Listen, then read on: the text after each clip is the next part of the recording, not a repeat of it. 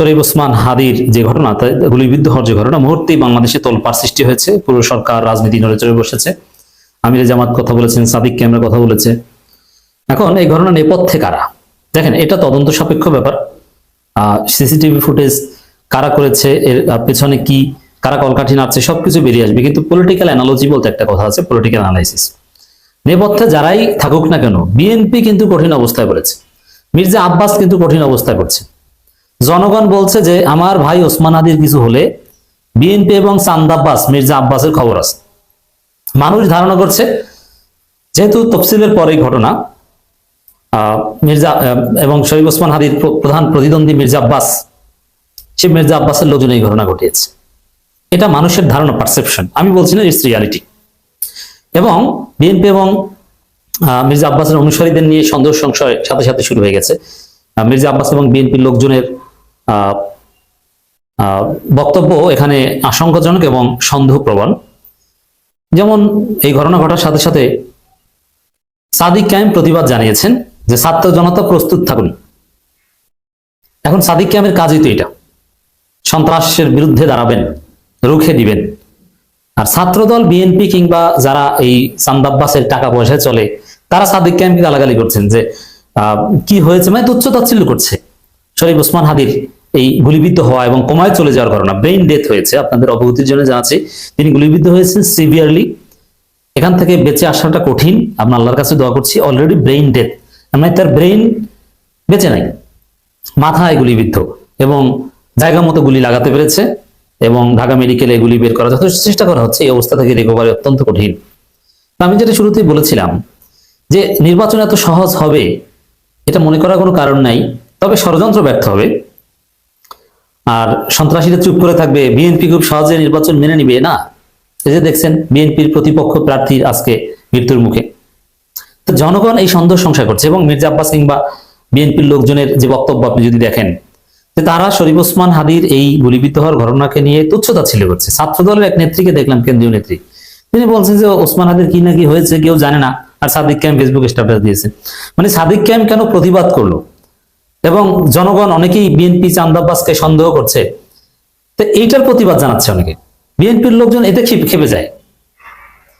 কিন্তু গুলিবিদ্ধ হওয়াটা এটা কারা করেছে কি, বা এটার প্রতিবাদ জানাই সন্ত্রাসের ঠাঁই হবে না, এই কথা বিএনপির লোকজন কেউ বলছে না। এই সন্ত্রাসের বিরুদ্ধে বিএনপির কেউ বলছে না, তারা বরং চাঁদ আব্বাস বিএনপিকে ডিফেন্ড করতে ব্যস্ত। আর শরীফ ওসমান হাদির জন্য কোনো সমবেদনাও নাই, থাকবে কেন? শরীফ ওসমান হাদি তো চাঁদাবাজির বিরুদ্ধে লড়াই করছেন, ৭১ চেতনা ব্যবসার বিরুদ্ধে লড়াই করছেন। বিএনপি মিনিমাম তাকে সমর্থন করবে, কিংবা বিএনপির মিনিমাম সিম্পিতি থাকবে শরীফ ওসমান হাদির পক্ষে, এটার কোনো কারণ নেই। আমিরে জামাত সাথে সাথে প্রতিবাদ জানিয়েছে, তারেক রহমান প্রতিবাদ জানিয়েছে না, মির্জা ফখরুল দেখবেন পরে কান্নাকাটি করবে। তো দর্শক, এখন ঘটনা তদন্ত সাপেক্ষে বের হয়ে আসবে। তবে গুলিবিদ্ধ হওয়ার আগে নিয়মিত ওসমান হাদিকে ফোন দিয়ে থ্রেট দেওয়া হচ্ছে, হত্যা করা, তার স্ত্রীকে ধর্ষণ করা হবে, এই ধরনের থ্রেট দেওয়া হচ্ছে। তাতে মনে হয় যে এই ঘটনা আওয়ামী লীগ ঘটিয়েছে। কারণ শরীফ ওসমান হাদির প্রতি সবচেয়ে বেশি ক্ষোভ আওয়ামী লীগের। কারণ 32 ধানমন্ডি 32 যে মাটির সাথে মিশিয়ে দেওয়া, এতে শরীফ ওসমান হাদির অবদান আছে। এবং আওয়ামী লীগের যে মুক্তিযুদ্ধ ব্যবসা বাংলাদেশে চলবে না, শরীফ ওসমান হাদি ইজ অ্যান ইনস্টিটিউশন, তার অনেক কন্ট্রিবিউশন। তো এই জায়গায় আওয়ামী লীগের একটা ক্ষোভ আছে, ভারত থেকে নিয়মিত হুমকি দেওয়া হতো। তো তাতে মনে হতে পারে যে এর সাথে আওয়ামী লীগ জড়িত। কিন্তু পিপলস পারসেপশন, যেহেতু এটা তফসিলের পর, এবং মির্জা আব্বাসের প্রতিদ্বন্দ্বী বিএনপি থেকে, বিএনপি কঠিন পরিস্থিতি পড়েছে। আর বিএনপিকে জনগণ কেন সন্দেহ করবে? আমি কিন্তু সন্দেহ করি, আমি বলছি না যে বিএনপি জড়িত।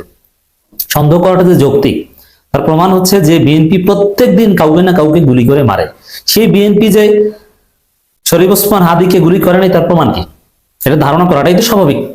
যেই বিএনপি 5 আগস্টের পর থেকে এখন পর্যন্ত প্লাস 210 জন নিজেরা নিজেদেরকে হত্যা করেছে, কখনো গুলি করে, কখনো কুপিয়ে।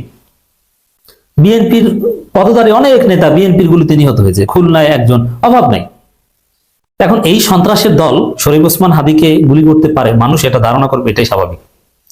অতএব আমার মনে হয় যে বাংলাদেশে সন্ত্রাস যত ঘটবে, যত অস্থিতিশীল পরিস্থিতি তৈরি হবে, বিএনপি তত বেকায়দায় পড়বে। কারণ এর নেপথ্যে বিএনপি আছে। ওসমান হাদির এই ঘটনায় বিএনপি কঠিন বেকায়দায় পড়বে, জনগণ বিএনপিকে ধরিয়ে দিবে। বিএনপি রাস্তাঘাটে ধলাই খাওয়া শুরু করবে অদূর ভবিষ্যতে। এটা কনসিকুয়েন্স। এটা আমি বলছি যে শরীফ ওসমান হাদিকে যারা গুলি করেছে এটা তদন্ত সাপেক্ষে বিচার হতে হবে, এবং এটা ওভারঅল নির্বাচন বানচাল করার একটা চেষ্টা। এটা জাস্ট ওসমান হাদির উপর ঘটেছে, সামনে আরো কিছু ঘটবে। ইউনিট সরকার বাধ্য হবে এখন কোন অপারেশন চালাতে, অপারেশন ক্লিন হার্ট 2, চান্দাবাজ এবং অবৈধ অস্ত্রের বিরুদ্ধে দ্রুত অভিযান চালান, এর কোনো বিকল্প নাই। এবং অভিযান যদি চালায় তাহলে ধরা পড়বে কারা? উত্তর হচ্ছে বিএনপি। তো দর্শক, এই হচ্ছে শরীফ ওসমান হাদির ঘটনার কনসিকুয়েন্স। নির্বাচন পেছাতে সামনে এরকম আরো ঘটনা হয়তো ঘটতে পারে। আমি জানি না যে আমাদের কোন ভাইদের এভাবে জীবন দিতে হয়। ইনকিলাব মঞ্চের মুখপাত্র এবং ঢাকা 8 আসনের এমপি পদপ্রার্থী শরীফ ওসমান হাদিকে গুলি করেছে দুর্বৃত্তরা। আশঙ্কাজনক অবস্থায় উদ্ধার করে তাকে ঢাকা মেডিকেল কলেজ হাসপাতালে জরুরি বিভাগে নেওয়া হয়েছে। ডাক্তার বলছে ব্রেইন ডেথ এবং কোমায় চলে গেছেন। এর মানে এমনকি জীবিত আছে কিনা এটাও মুহূর্তের পর পর এটা আপডেট হবে। ইনকিলাব মঞ্চের শুক্রবার 12 ডিসেম্বর দুপুর 2:15টার দিকে বিজয়নগর পানির ট্যাঙ্কির সামনে এই ঘটনা ঘটে। হাদির সঙ্গে থাকা তার এক সহকর্মী জানান, জুমার নামাজের পর পরিচিত বা স্থানীয়দের সঙ্গে কথাবার্তা কুশল বিনিময় শেষে রিকশায় সরদি উদ্যানের দিকে যাচ্ছিলেন ওসমান হাদি। আচমকা অজ্ঞাত বন্দুকধারী মোটরসাইকেল এসে ওসমান হাদিকে লক্ষ্য করে গুলি নিক্ষেপ করে। এই সময় গুলিটি তার বাম কানের নিচে, তার চোয়ালের নিচের দিকে লাগে। সাধারণত যে জায়গায় গুলি লাগলে মারা যাওয়ার কথা বা মারা যায় বা হত্যার উদ্দেশ্যে কাউকে গুলি করলে যেখানে গুলি করা হয় ওইখানেই করা হয়েছে, একদম টার্গেটেড কিলিং বা টার্গেটেড গুলি শুটিং। আশঙ্কাজনক অবস্থায় তাকে উদ্ধার করে দলীয় নেতাকর্মীরা ঢাকা মেডিকেলে নিয়ে যায়। শেষ খবর পাওয়া পর্যন্ত চিকিৎসকরা জানিয়েছে হাদির জন্য 4 ভাগ ব্লাড লাগবে, যা ইতিমধ্যে সংগ্রহ করছে তার সমর্থক অনুসারীরা। প্রত্যক্ষদর্শীরা জানান, হাদি রিকশায় ছিল, এমন সময় দুটি মোটরসাইকেল থাকা দুর্বৃত্তরা তাকে লক্ষ্য করে গুলি করে। সঙ্গে সঙ্গে তার রক্তক্ষরণ শুরু হয়। পরবর্তী রিকশা করে তাকে হাসপাতালে নেওয়া হয়। তো দর্শক, আমিরে জামাত সাথে সাথে উদ্বেগ প্রকাশ করেছেন। সাদিক কায়েম বলেছেন, ওসমান হাদিকে গুলি করা হলো চাঁদাবাজ ও গ্যাংস্টারদের কবল থেকে ঢাকা সিটিকে মুক্ত করতে অচিরেই আমাদের অভ্যুত্থান শুরু হবে। রাজধানীর ছাত্র জনতাকে প্রস্তুত থাকার আহ্বান জানাচ্ছি।